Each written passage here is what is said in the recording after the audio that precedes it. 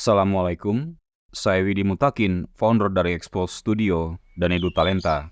Proyek desain rumah kali ini bukanlah untuk klien, tapi ini adalah proyek pribadi.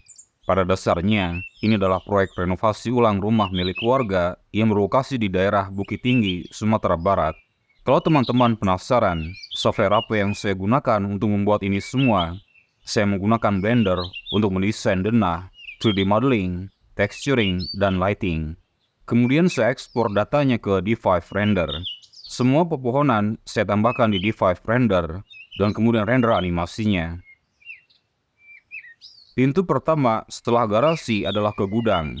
Alasan ruang gudang saya tempatkan di depan karena disinilah posisi sumur dan pompa air. Barang-barang keluarga saya lumayan banyak, jadi kami membutuhkan ruang gudang yang cukup besar. Area gudang juga bisa kita manfaatkan untuk menyimpan sepeda, skuter, dan sejenisnya. Pintu utama saya desain dengan pola segitiga yang unik. Saya sengaja membuat daun pintu tambahan di sisi kirinya, berguna saat harus memasukkan atau mengeluarkan furnitur yang ukurannya besar, atau saat banyak tamu datang ke rumah. Ruang di bawah tangga saya manfaatkan untuk tempat sepatu, helm, dan payung. Area living room berada di tengah rumah. Agar terasa luas, dibuat double volume, memiliki jendela-jendela besar, dan tanpa sekat ke dining room dan juga kitchen. Aslinya, rumah ini berbentuk letter U, dan area yang sekarang menjadi living room tadinya adalah perkarangan tengah. Saya berusaha memelihara warisan konsep letter U dari rumah yang lama di bangunan yang baru ini. Jendela dan pintu yang besar menjamin banyaknya cahaya matahari dan udara segar masuk ke rumah. Akan tetapi, tembok luar dengan finishing batu tetap menjaga privasi penghuni rumah. Karena rumah ini sering menjadi tempat kumpul keluarga besar kami, saya sengaja membuat area dining room minim kabinet. Saat banyak tamu yang berkunjung, kami dapat dengan mudah menyimpan dulu furniturnya ke gudang untuk sementara, lalu menggelar karpet dan mengubahnya menjadi area lesehan yang luas dan nyaman.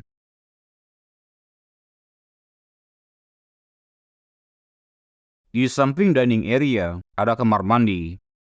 Kamar mandi ini bisa difungsikan sebagai powder room. Akan tetapi, saya tetap pasang shower di sini agar jika ada tamu yang menginap, dapat menggunakannya untuk mandi.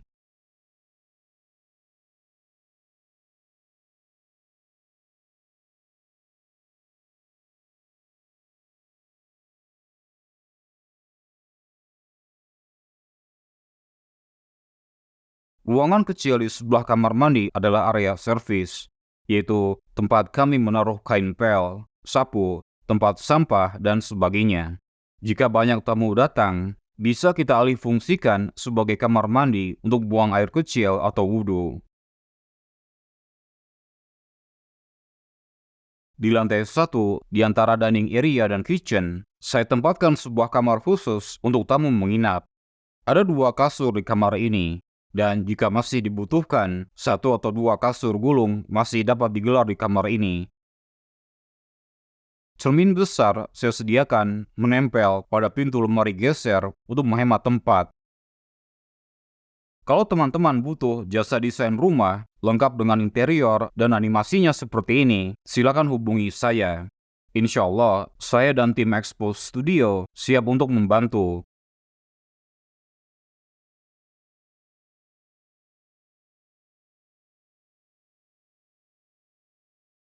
Selanjutnya adalah dapur. Untuk dapur, karena keterbatasan luas rumah, saya tidak membagi dapur menjadi dapur kotor dan dapur bersih. Jadi, semua kegiatan memasak terjadi di satu dapur saja. Untuk membantu ventilasi udara agar asap masakan tidak terjebak di dalam rumah, selain cooking hood dengan saluran hidup, saya tempatkan juga 2 jendela yang dapat dibuka secara terbalik. Kemudian untuk kitchen sink atau tempat cuci piring, saya menempatkannya di kitchen island yang berada di tengah. Bila cucian piring terlalu banyak, mungkin saat banyak tamu berdatangan, masih ada area service di belakang yang bisa digunakan untuk mencuci piring. Saat ini, sisi-sisi dari area service belakang kami manfaatkan sebagai taman hijau. Kedepannya, mungkin bisa dimanfaatkan untuk kebutuhan yang lain. Kalau teman-teman penasaran, ukuran total rumah ini, termasuk area taman hijau di belakangnya, adalah 10 kali 20 meter. Baik, lantai 1 sudah kita lihat semua. Sekarang kita akan naik ke lantai 2. Sekadar mengingatkan, untuk teman-teman yang belum subscribe, jangan lupa subscribe dulu channel ini dan like videonya. Jazakallahu khair, terima kasih. Tangga rumah ini saya buat letter U untuk keamanan, dan saya tambahkan juga jendela sebagai sumber cahaya alami. Pertama kali naik ke lantai 2, Anda mungkin bisa melihat kalau lantai 2 ini lebih difokuskan untuk kamar-kamar tidur. Satu-satunya area besar selain lorong, saya manfaatkan untuk tempat olahraga. Kalau tidak alat bench press, mungkin nanti bisa diganti dengan alat treadmill. Tembok di lorong tidak menggunakan wallpaper, hanya dicat dengan warna beige atau krem. Jika kita berjalan terus hingga ke ujung lorong, di sini ada pintu untuk mengakses balkon belakang. Fungsi utama dari balkon belakang sebenarnya adalah untuk menempatkan unit outdoor AC dari kamar-kamar anak-anak. Semuanya sengaja saya desain berkumpul berdekatan di area belakang rumah di lantai 2. Sekadar informasi, total saya dikaruniai 5 anak alhamdulillah. 4 anak perempuan dan 1 anak laki-laki. Kamar yang pertama ini adalah untuk anak-anak perempuan saya, yaitu yang pertama dan ketiga. Untuk desain headboard, saya menggunakan aksen panel kulit berwarna merah marun dengan list warna emas. Tadinya tema warna kamar ini adalah pink, tapi ternyata anak-anak perempuan saya tidak ada yang suka dengan warna pink. Itulah sebabnya saya ganti menjadi warna indigo.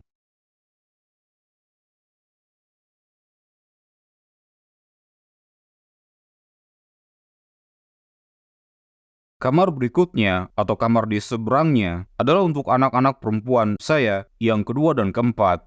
Pada dasarnya, desain kamar ini adalah mirror atau cerminan dari kamar sebelumnya.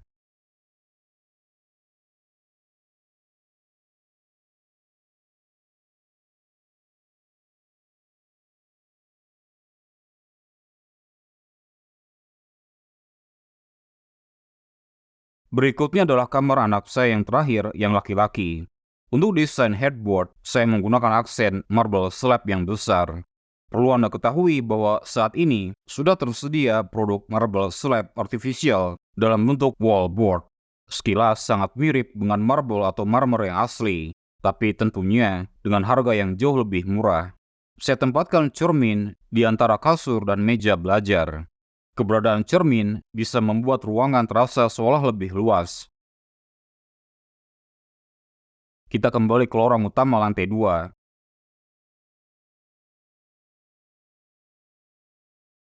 Ini adalah area olahraga yang sudah kita lihat sebelumnya.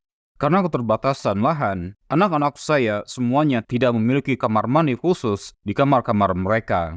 Jadi, semuanya berbagi kamar mandi di area luar, yaitu di kamar mandi ini. Secara desain, saya menggunakan selap marmer besar juga di kamar mandi ini. Sekali lagi, kita bisa akali dengan produk wallboard agar lebih murah. Berbeda dengan toilet di lantai bawah, area shower di kamar mandi ini memiliki tembok pemisah untuk menahan cipratan air.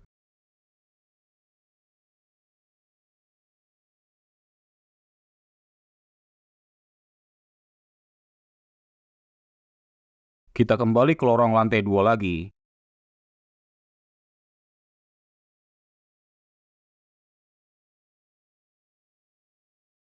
Area selanjutnya adalah ruangan laundry.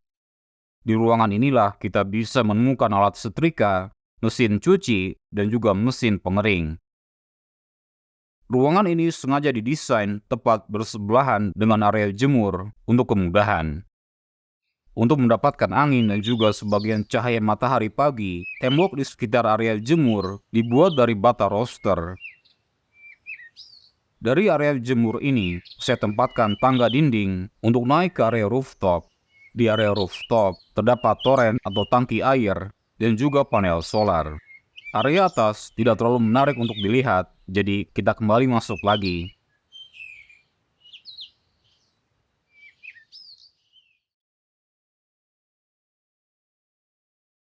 Selanjutnya adalah ruangan home office atau ruang kerja.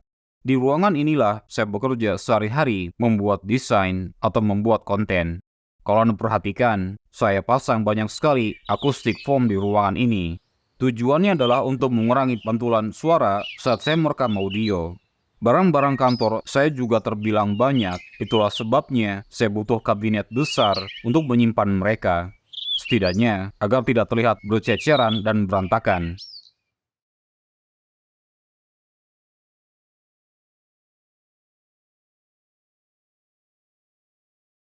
Ruangan yang terakhir adalah master bedroom atau kamar tidur utama.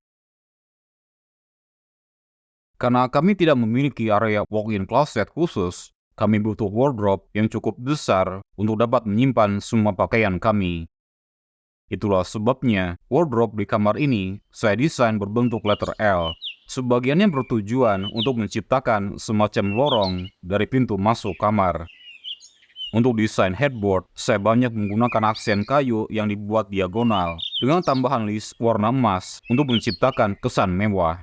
Di tembok utama di sisi headboard, saya gunakan wood siding atau dikenal juga dengan istilah slats yang berwarna abu-abu. Nightstand atau meja pinggir, meja rias, dan bahkan lampu mejanya saya desain sendiri secara custom. Ada cermin besar yang saya tempatkan menempel di sisi wardrobe.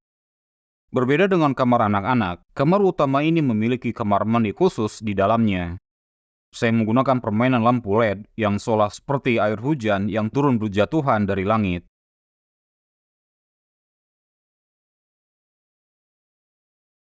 Toilet ada di sisi kanan, sedangkan area shower ada di sisi kiri, dibatasi dengan tembok pemisah untuk menahan cipratan air.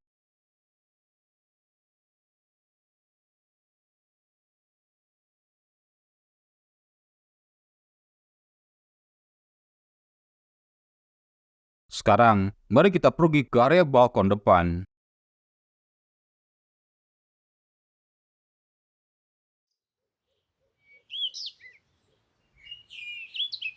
Area balkon dapat diakses dari kamar tidur utama dan juga dari ruang kerja. Selain untuk melihat pemandangan luar, kami memanfaatkannya juga untuk tempat memasang unit outdoor dari AC yang ada di kamar utama dan ruang kerja.